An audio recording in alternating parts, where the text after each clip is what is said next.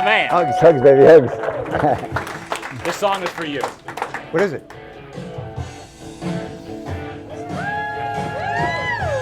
That was my old career. Thank you. I used to be a rock star. That was fun, but thank you. So yes, I am a certified master hypnotist. I promise I'm not going to hypnotize you all yet. I'll save that for later. So I'm going to start with a question. We're all friends and family here. How many people suffer from anxiety, overwhelming thoughts, or have in the past? We're all friends and family. Look at that. How about stress and overwhelm? A little more milder. Stress and overwhelm on a daily basis. How many people believe that there's a system to never feel that again? Oh, nice. I like it. My crowd.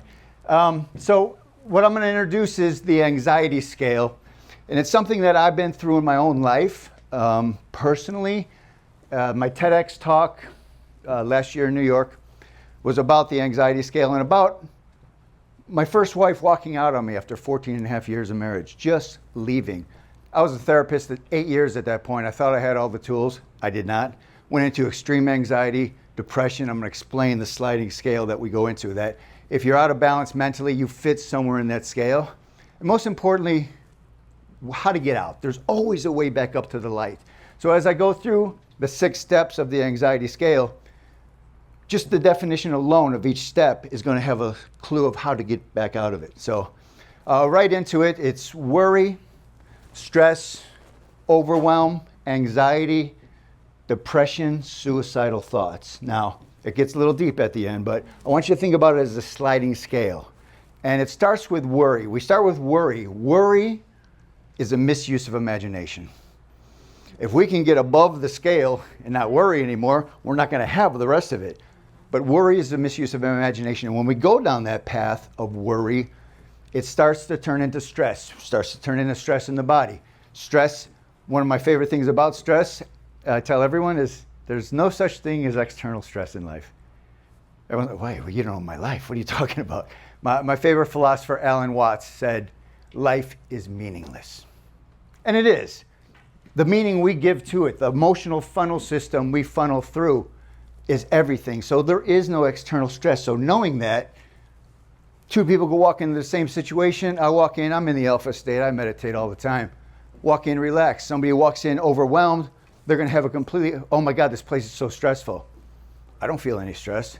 So it's an internal job. So worry, stress, overwhelm. When the stress gets too much, we get into overwhelm. And I reframe overwhelm as a positive thing. I'm overwhelmed. Why are you overwhelmed? I have so many choices. Awesome. I have so many choices. The reason you're overwhelmed is because you didn't pick one of those, pluck it down and work on it. Action always takes care of overwhelm. And then you come up and, oh, I got so much done in the last 2 hours. Worry, stress, overwhelm, anxiety. If you don't tackle the overwhelm, it turns into anxiety. And me going through extreme anxiety, I had to literally come up with my own definition of anxiety because there weren't any out there. And here's my definition. Where you're physically at in the universe and where your mind is racing in the future with negative thoughts, that gap is anxiety. You can never control it from out here. What Stuart Wilde calls etheric leaning. On the outside, you look like this. On the inside, your etheric body is literally leaning to try to get to a future, a negative future that you completely made up. The body doesn't know any better, so the mind dumps it into the body. Heart races, fight or flight. I call it the anxiety circle. That's what a panic attack is, an anxiety attack. Literally, you're trying to get to that future. Worry, stress, overwhelm, anxiety, depression. Once the anxiety gets so bad, depression sets in. Depression, we press down on our own emotions. There's a reason we call this stuff like disease is dis-ease. We press down on our own emotions, and when this happens in depression, our circle gets smaller and smaller, and we think, there's no way nobody knows what I'm going through. There's no way out of this. I want to tell you right now, there's always a way back up to the light. And then the end of the scale, of course, suicidal thoughts. I've been there, is why I bring it up. I talk about it. And I graduated at HMI, Hypnosis Motivation Institute, in 95. But I've been doing this for a while. But at the bottom of the scale, I've had several clients come in throughout the years on the edge, depression.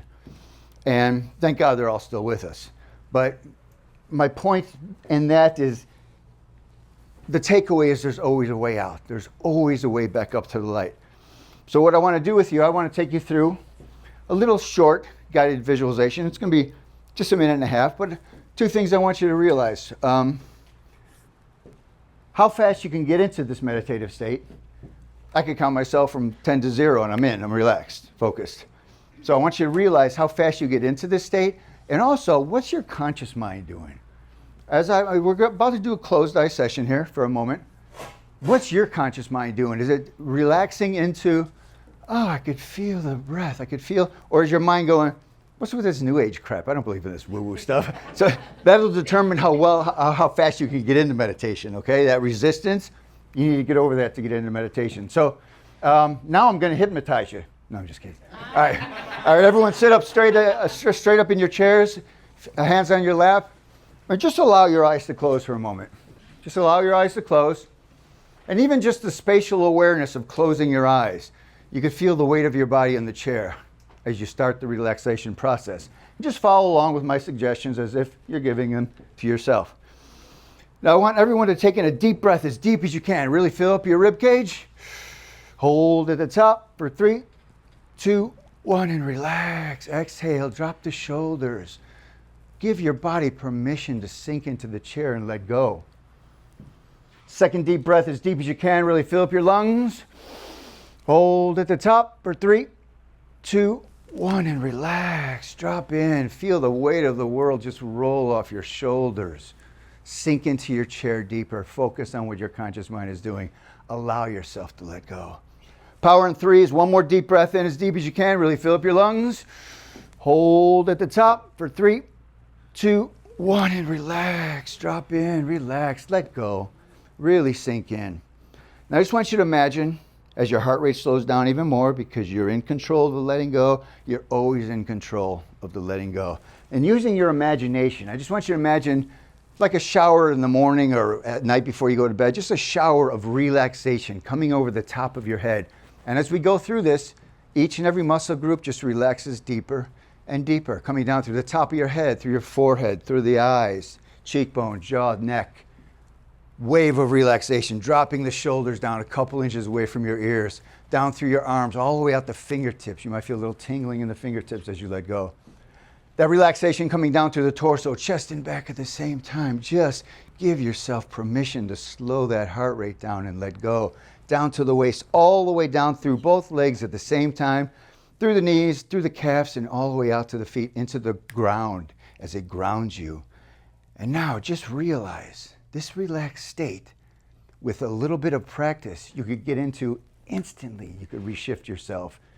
And so focusing on what your mind's doing, is it playing along?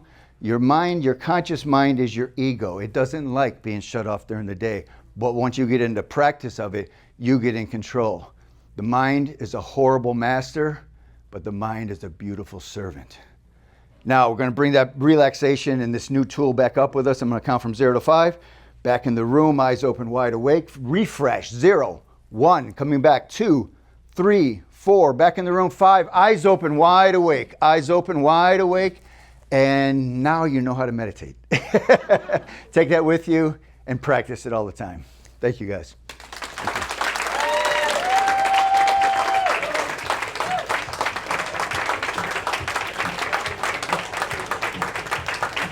Thank you, Kelly. Thank you, brother. Thank you.